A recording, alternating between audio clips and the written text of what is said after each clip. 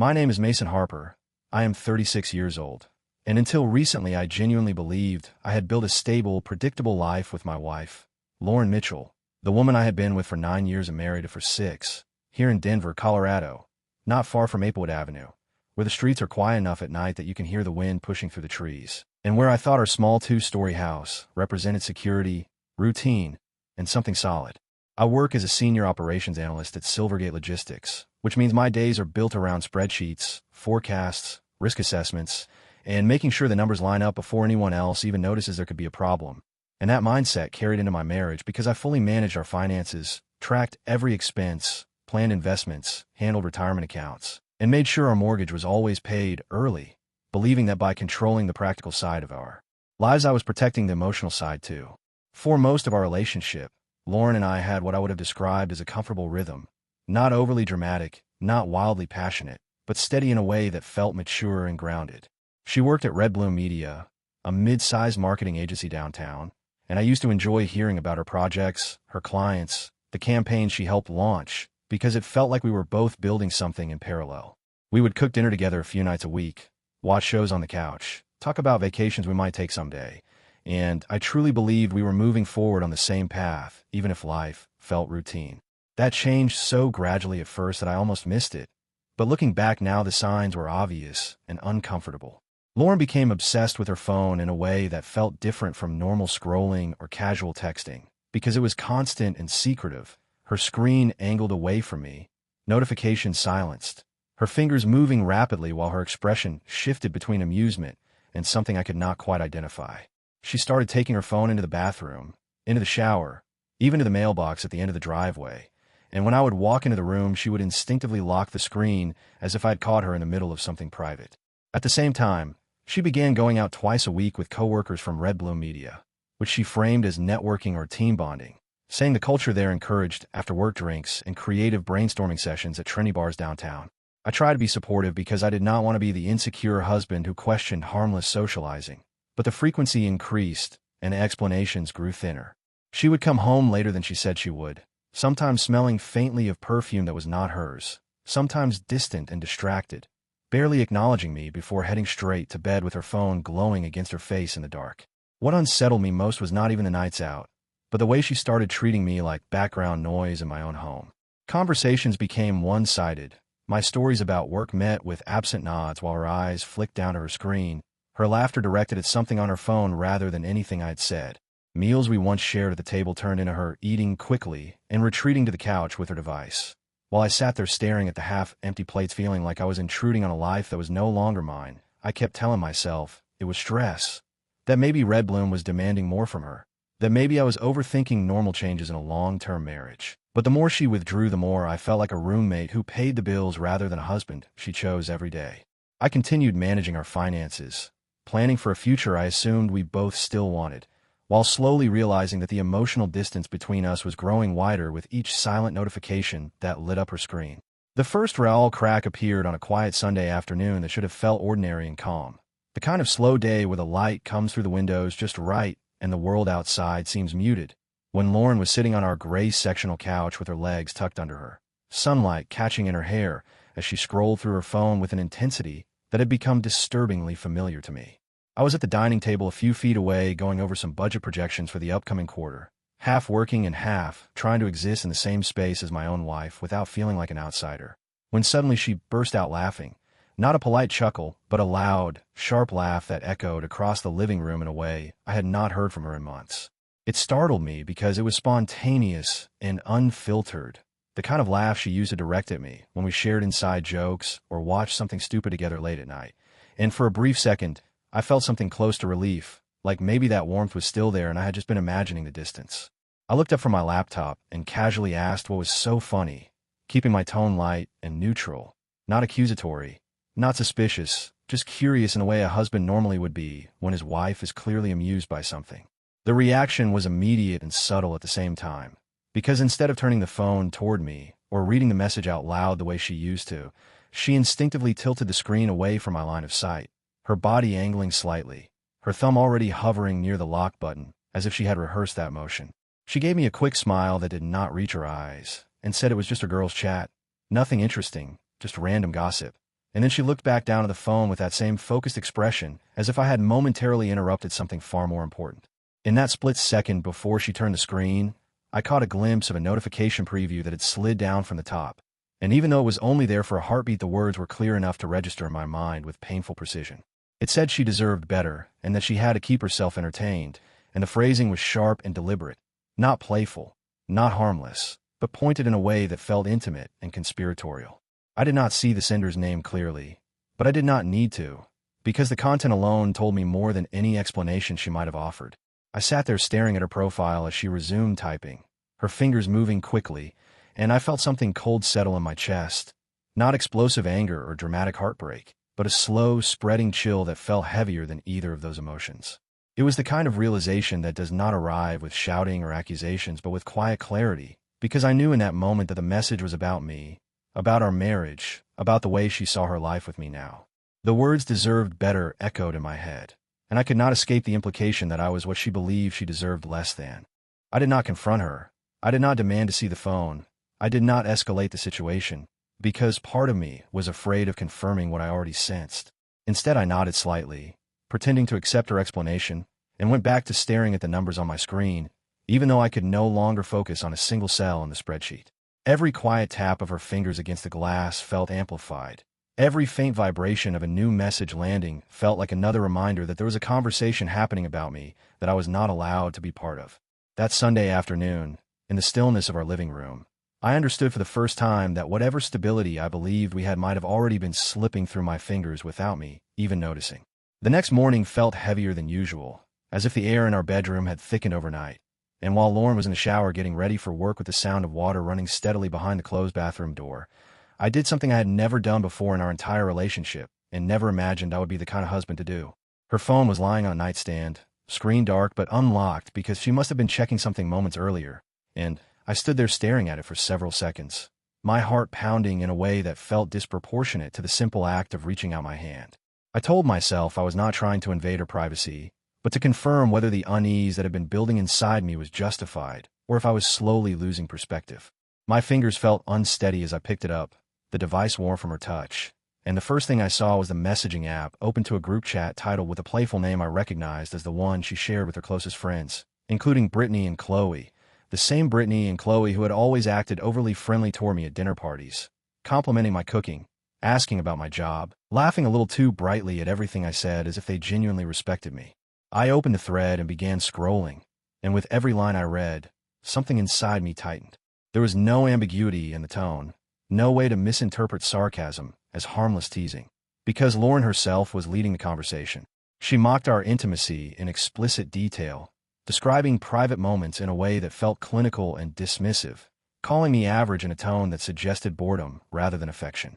She wrote that she sometimes felt like she was stuck in a routine, that nothing about our physical relationship surprised her anymore, and that she had a fake enthusiasm just to get through it. She admitted, casually and without remorse, that she faked satisfaction almost every time, using laughing emojis as if the deception was a shared joke rather than a betrayal. Brittany responded with crude comparisons to her own husband. Chloe chimed in with comments about how Lauren had always dated more exciting men before me, and instead of defending me or pushing back, Lauren encouraged it, adding that at least her exes had passion even if they lacked stability. They compared me to those exes openly, dissecting my personality, my body, my habits, as if I were a case study rather than a human being who trusted her. Lauren even joked that sometimes she imagined different scenarios in her head just to make it more interesting, and the way she wrote it made it clear she saw no problem with broadcasting that to her friends. As I kept scrolling, I realized this was not a single bad night or a moment of frustration, but an ongoing narrative, weeks of messages layered with ridicule and sarcasm directed at me. There were screenshots of things I'd texted or taken out of context and mocked, complaints about how predictable I was, how safe I felt, how she sometimes wondered what it would be like to feel something intense again. Every word chipped away at whatever respect I had believed still existed between us, because this was not the language of a woman trying to fix her marriage, but of someone entertaining herself at my expense.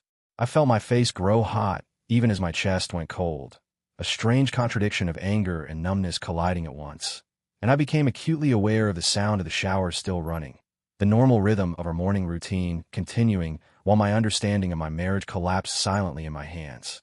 The trust one had once taken for granted felt naive in hindsight. And standing there in our bedroom holding her phone, I understood that whatever distance had grown between us was not accidental or temporary, but fueled by a version of me she had been systematically diminishing in front of an audience that smiled to my face. Instead of confronting her that morning, instead of exploding or demanding explanations or holding her phone up and forcing her to read her own words out loud, I felt something inside me shut down with a precision that surprised even me, like a switch being flipped from emotion to calculation.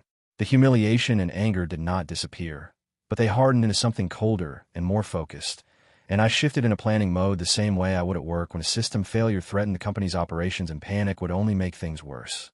I understood numbers, timelines, contingencies, and I decided that if my marriage had already been reduced to a private joke in a group chat, then I would treat its ending like a structured exit strategy rather than a dramatic confrontation. Within 2 days, while Lauren was at work and then out for drinks with her Red Bloom colleagues, I quietly transferred $28,000 from our joint savings into a new private account under my name only, an amount that represented my portion of what I had meticulously built over years of disciplined budgeting and investment planning. I did not empty the account. I did not do anything reckless that would immediately alert her, because I knew she never checked our financial statements anyway, trusting me completely in that area, while apparently trusting her friends with the parts of me that should have been sacred between us. The transfer was processed in increments that would not trigger automatic alerts, and I felt no guilt as I confirmed the balance in the new account, only a steady sense of control returning to my hands. The following week, I contacted a divorce attorney named Daniel Reeves in downtown Denver, a man recommended through a discreet professional network I had access to through work, and I scheduled a consultation during my lunch break under the pretense of a client meeting. Sitting across from him in his office, surrounded by framed degrees and shelves of neatly organized case files, I laid out the facts in calm, measured sentences, omitting the emotional details, but making it clear that I wanted to proceed efficiently and without unnecessary conflict. Daniel listened carefully, took notes, and explained the process in terms that felt almost transactional, which suited me perfectly because I needed structure more than sympathy. At the same time, I secured a one-bedroom apartment in Lakewood, a modest but clean unit in a quiet complex far enough from our house near Maplewood Avenue to feel separate, but close enough that the transition would not disrupt my commute to Silvergate Logistics.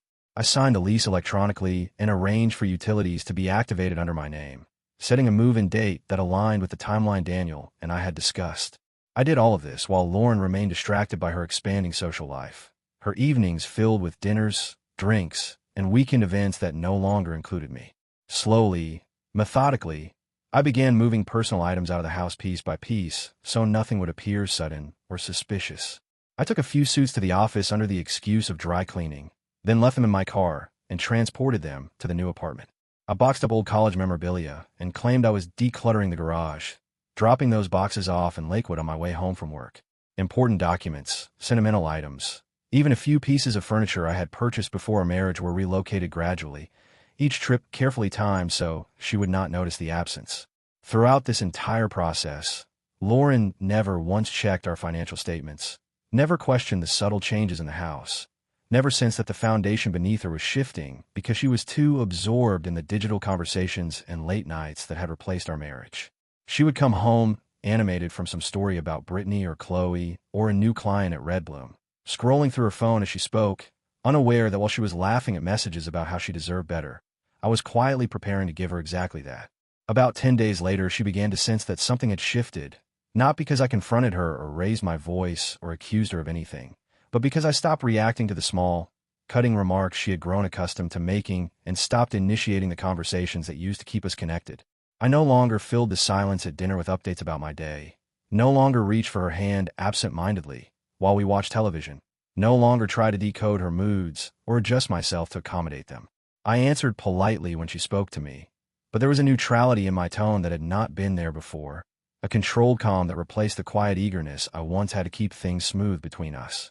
Lauren had always been attuned to emotional shifts when they benefited her, and I could see her studying me more closely during those days, as if trying to identify the source of a subtle imbalance she could not immediately correct. When she made sarcastic comments about how predictable my routine was, or how I spent too much time thinking about work, I simply nodded or gave a non-committal response instead of defending myself or attempting to turn it into playful banter. The dynamic that had defined our marriage for the past year, where I chased reassurance and she controlled the emotional temperature with indifference or approval, began to destabilize quietly because I was no longer participating in it. One night, after she had returned from drinks with her coworkers and changed into one of her oversized t-shirts, she slipped into bed beside me and moved closer, her body pressing lightly against my back. In the past, I would have turned toward her immediately, grateful for any sign of closeness. But this time I remained still, aware of the weight of her arm draped across my waist. She shifted slightly and asked why I had been distant lately, her voice softer than it had been in weeks, not accusatory but probing, as if she was testing whether the shift was temporary or intentional. I kept my breathing steady and my voice even as I told her I was just tired, that work had been demanding and I needed rest. And then I rolled over onto my other side, facing away from her. It was a simple movement, almost insignificant in isolation, but I felt the subtle tension that followed, the way her arm withdrew slowly rather than decisively. The room was dark, illuminated only by the faint glow from the streetlight filtering through the curtains. And in that dim light, I glanced back briefly and saw something in her expression that had not been there before. For the first time since all of this began, I saw doubt flicker in her eyes. Not dramatic panic or overt fear, but uncertainty, as if she realized that the balance she had been accustomed to was no longer guaranteed. She was used to me noticing every emotional shift, used to me asking what was wrong, used to me working to close whatever distance she created, and now I was not responding to her cues at all. The power dynamic that had quietly defined us, where she withheld and I pursued, felt momentarily disrupted. She did not press further that night, did not demand more explanation, but I could sense her awareness lingering in the silence between us. As I lay there staring into the darkness, I felt no satisfaction, only a detached clarity. I was no longer trying to repair something she had already dismantled in private conversations, and the calm exterior I maintained was not indifference, but preparation. The doubt in her eyes confirmed that she felt the change, even if she did not yet understand its full meaning. And for the first time in months, I was not the one seeking reassurance from her, but the one withholding it entirely. The final night arrived with a strange sense of stillness, as if everything had already ended long before the actual departure, and I was simply waiting for the moment when the last physical tie would be severed. Lauren stood in our bedroom in front of the mirror adjusting the strap of fitted black dress that she had clearly chosen with care, her makeup more deliberate than usual, her hair styled in loose waves that framed her face in a way that reminded me of the early years when she used to dress up for dates with me. She mentioned she was meeting the girls at a rooftop bar downtown called Skyline Social, saying it casually, as if it were just another routine outing, another predictable Thursday night filled with drinks and laughter that did not include me. I sat on the edge of the bed watching her apply lipstick with steady precision, aware that my last packed bag was already hidden in the trunk of my car downstairs, aware that the divorce papers were neatly organized in a folder on the kitchen counter, and aware that the apartment in Lakewood was fully furnished and waiting for me. She caught my reflection in the mirror and gave me a small smirk, the kind that used to feel playful but now felt distant, and she asked if I would survive without her for the night, her tone light and teasing, as if she believed my world still revolved around her presence. I met her eyes in the mirror and gave a faint, controlled smile, telling her I would manage just fine, and she laughed softly, as if reassured that the old dynamic was intact. When she finished getting ready, she walked over to me and leaned down to kiss my cheek, a quick affectionate gesture that felt mechanical rather than intimate, and the scent of her perfume lingered in the air as she grabbed her purse. There was no hesitation in her movements, no sense that she suspected anything beyond the mild distance she had recently noticed, and she left with the same confident energy she carried into every social event. The second the door closed behind her, and the faint echo of her heels faded down the hallway, the silence inside the apartment felt absolute. I stood there for a moment in the stillness, listening to the absence of her presence, and felt a calm certainty settle over me that this was the final chapter of a life I had already emotionally exited. I walked into the bedroom one last time and picked up the small bag I had deliberately left out to avoid suspicion, the last of my belongings that still tied me to the space. The room looked almost untouched, our bed neatly made, the nightstand symmetrical, the framed photos on the dresser presenting a curated image of a marriage that no longer existed in reality. In the kitchen, I placed the apartment key on the counter beside the divorce papers, aligning them carefully, as if the order itself mattered. The folder contained everything prepared by Daniel Reeves, every signature line marked, every instruction clear and unambiguous. I did not leave a note beyond what was written legally, because there was nothing left to explain that had not already been communicated in her private messages. I looked around once more at the living room, at the gray sectional couch where I had first seen the notification that shifted everything, at the dining table where I had balanced our finances while she dismantled our intimacy in conversations with her friends.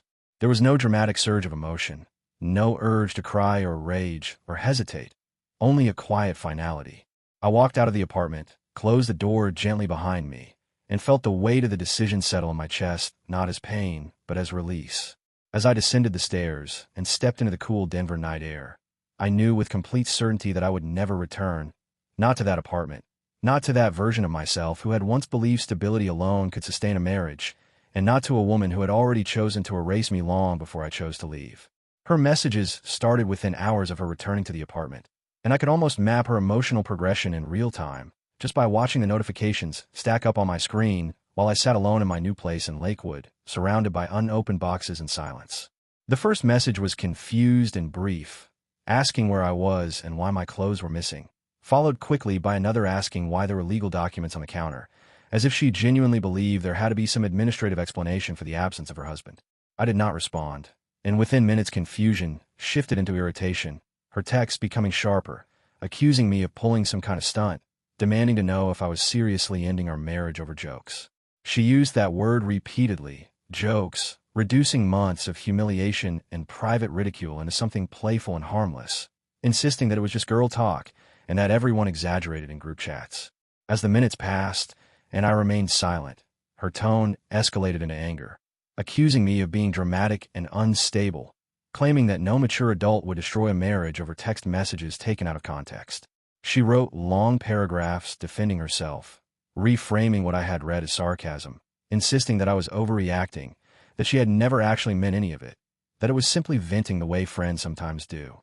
When that did not provoke a response from me, the anger softened into something more frantic, and the messages became less structured and more emotional. She asked me to pick up the phone, said we needed to talk face to face, said I owed her that much after 9 years together. She claimed she loved me, that she had always loved me, that nothing in those conversations reflected how she truly felt, that it was harmless girl talk blown out of proportion. The confidence that had defined her tone in our marriage, the quiet certainty that I would always stay and adjust and forgive, began to fracture with every unanswered notification hours passed, and her texts grew more vulnerable, less defensive, and I could almost feel the shift from indignation to fear through the screen. She said she did not understand how things had gotten this far, that she thought we were just going through a rough patch, that she never imagined I would actually leave. There was a desperation in the pacing of her messages, in the way she repeated certain phrases, in the sudden admissions that maybe she had crossed a line, maybe she had taken me for granted, maybe she had not realized how deeply it would cut. I read every message carefully, but allowed myself only one response, and when I finally typed it, I kept it as simple and restrained as possible, without insults, without explanation, without emotion. I wrote exactly what it looks like, and I pressed send. There was no follow-up, no elaboration, no attempt to argue or persuade, because I understood that silence would accomplish more than any debate ever could. Her reply came almost instantly, asking what that meant, insisting it could not be that simple, demanding clarity, but I did not engage again. The silence that followed became heavier with each hour, and her messages shifted from anger to bargaining to raw pleading. She apologized repeatedly, promised to cut off anyone who had encouraged her behavior, promised counseling, promised change, promised anything that might restore control over a situation she no longer understood. I could sense her confidence collapsing into desperation, the realization dawning that the dynamic she relied on had reversed completely, and that I was no longer chasing reassurance or trying to salvage her approval. As the night stretched into early morning, the notifications slowed, then stopped, and the quiet in my apartment felt different from the silence I had endured before. It was no longer the silence of being ignored, but the silence of having chosen to walk away. I set my phone face down on the table and allowed that stillness to settle around me, knowing that whatever version of our marriage she was trying to revive through frantic messages had already ended long before I left the key on the counter. Over the following weeks, Lauren escalated her attempts in ways that might have moved me months earlier, but now only confirmed what I had already understood about the foundation of our marriage, because her efforts felt frantic and strategic rather than reflective or accountable. At first, she sent mutual friends to my new address in Lakewood, people we had hosted for dinners, people who once smiled at us across our gray sectional couch, as if we were a stable couple, and they arrived carrying concern like a rehearsed script, saying she was devastated, that she could not eat, that she was not sleeping, that she needed closure. I listened politely through the partially open door when they knocked, but I did not invite them inside, and I did not offer explanations beyond stating that the matter was between Lauren and me and already in legal process.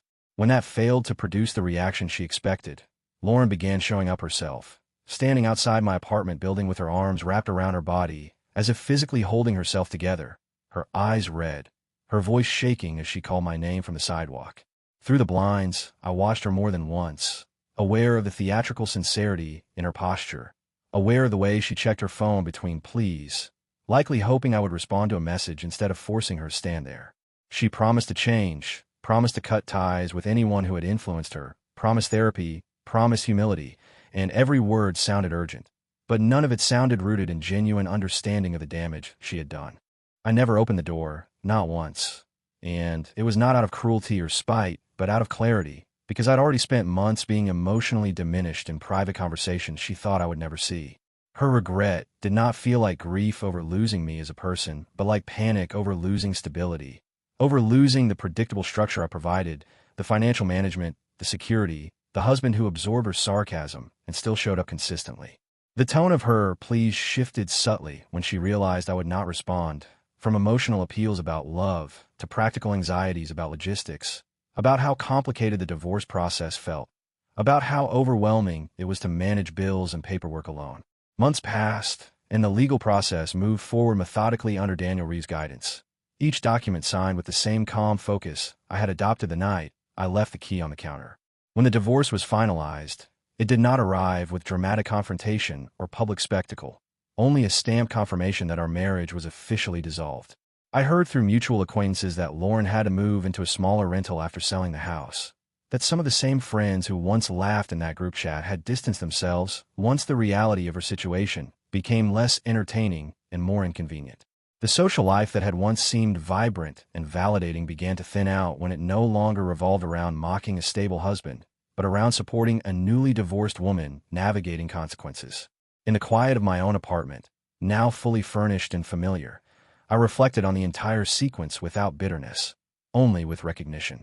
I had once believed that confrontation and argument were the only ways to assert boundaries, but in this situation silence had carried more weight than any shouted accusation could have.